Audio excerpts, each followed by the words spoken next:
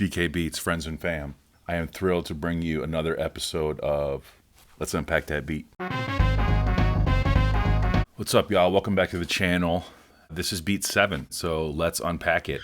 It's called Hollywood Math. This is in 4/4. Ooh. This is in C minor. Yeah. And the tempo is 137 beats per minute. I posted this back on June 24th of 2024. So essentially exactly 2 years ago. And I would say of the first group of 10 songs that I made, which I treat every 10 songs as an album. This is probably one of my favorites off the first album, or the favorite. And it's really simple and straightforward. I just posted Beat 92 last week. And opening this session and seeing how simple and straightforward it is, it's actually pretty refreshing. So for starters, I'm a big fan of like oscillating rhythmic pads. There's a lot of patches that you can buy or download that essentially you hit a key, something like that. And so there's a huge array of variety within this whole subset of synthesizer patches, pads. But this one, I remember just starting with that whole vibe. And so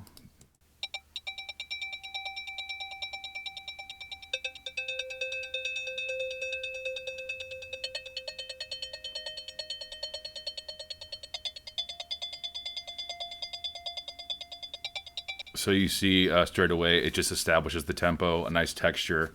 But I started with 3 instruments as kind of like almost a little mini wall of sound. You have this pad on the right.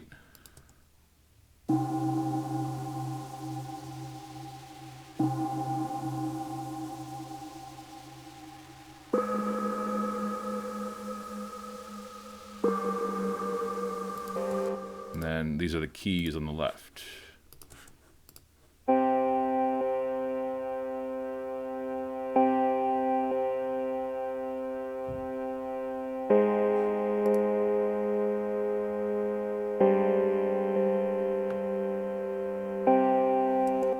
So all together, it creates this kind of moving texture chord progression.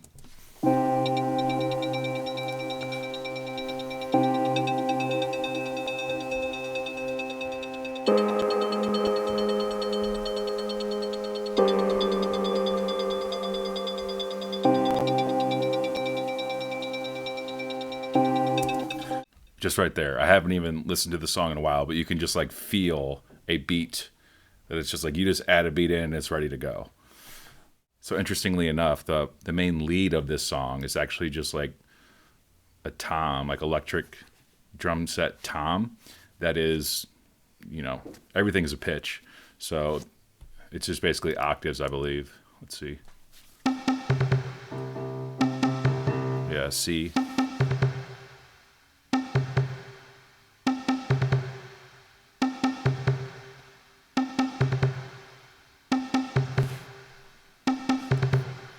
By itself, it's actually not that special, but when you add it in with everything.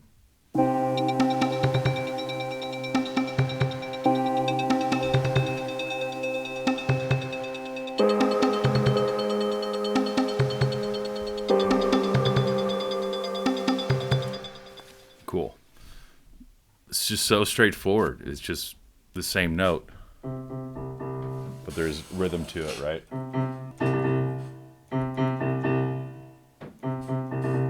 You get the picture. So, as you might expect, this is like a hip-hop beat. I really think this beat would be like NBA highlights background music. I love Michael Jordan. I just picture nothing but Michael Jordan highlights over this beat.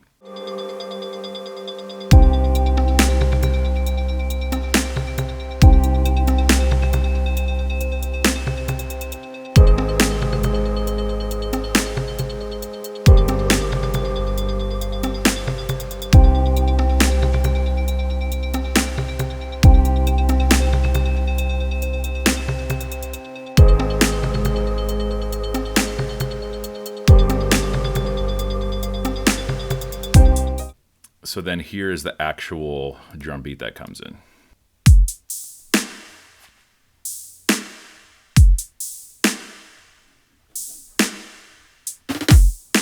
Huh.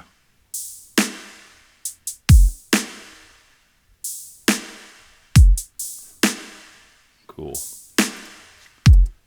I like it. So there is one snare drum, one clap, and one snap. And here's the snare by itself.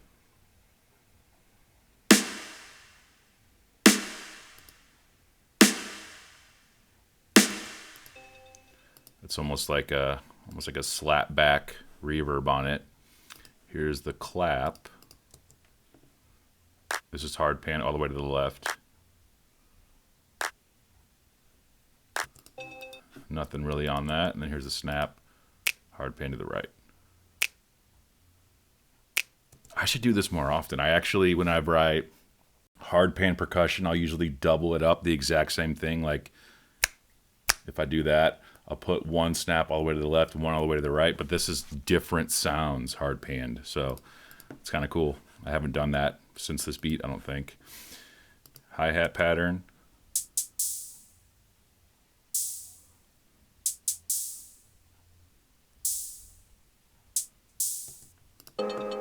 Cool, so let's solo out the drums again. Then let's add in that high tom melody sort of thing.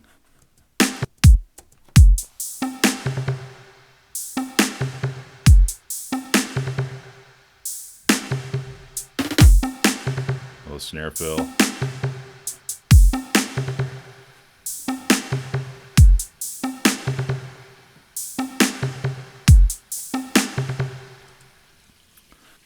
Also, here's the bass.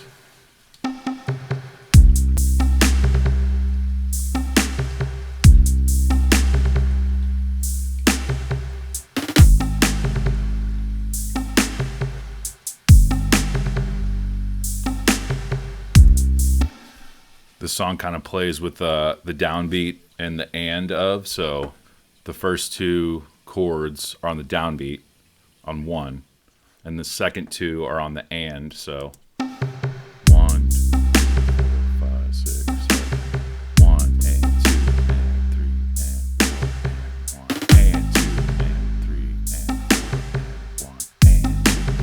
So it kind of plays with that rhythm the whole time. Basically, this is the hook. Later, I add a piano over it, but this is just the main groove, and I think it's one of those, you know that you write a good beat when you can listen to it on loop forever and ever and ever, and I just feel like this is one of those I can just let it play and it'll be all good.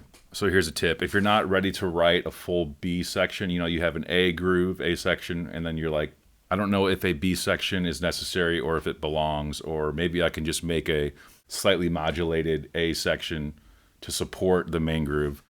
Take out the bass, take out the percussion, and just add like a verby snare. So here's what I mean. Listen to how it comes out of this fuller section.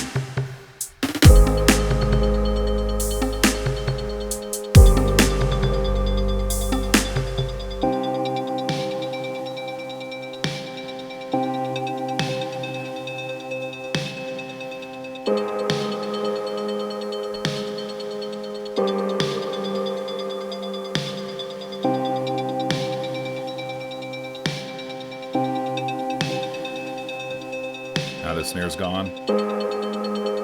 Let it breathe.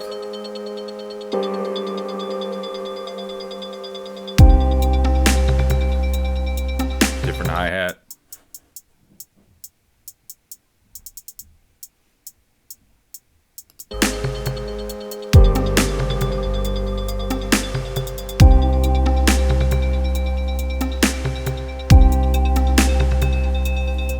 Cool. And then remember at this point of the song, I was like, I kind of have everything to create a full track, except for I need like one more melody, something to latch onto.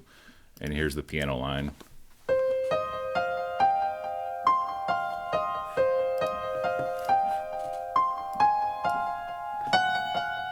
There's an accidental there. There's a little flat 5 in there that adds tension.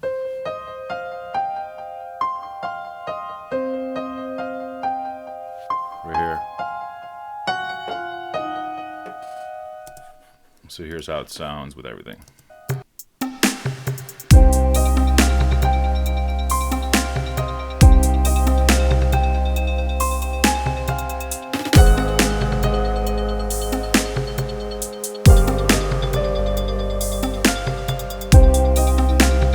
It plays off and the right here.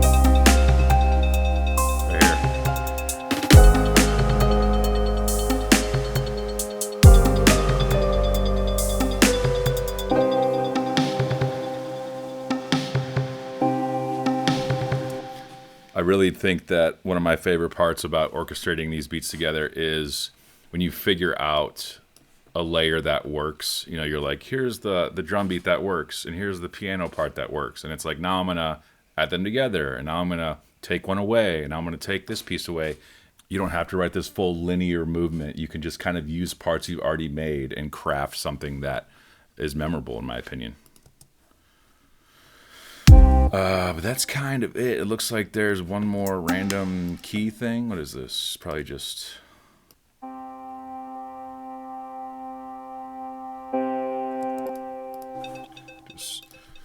That's a little tip that I've kind of come to see over the years, the production tip of like people make mixes sound small by bringing things to the center, and then they make mixes sound super wide by using a full hard pan to the left or right, and so it creates this big stereo image. And I feel like this song is really rooted in that production technique, if you will. But that's pretty much it. Like I said, this is one of my favorites. Hopefully you guys go listen to the track after hearing this, and I will play some of it to carry us out. But thanks again for tuning in, and we'll see you guys next time.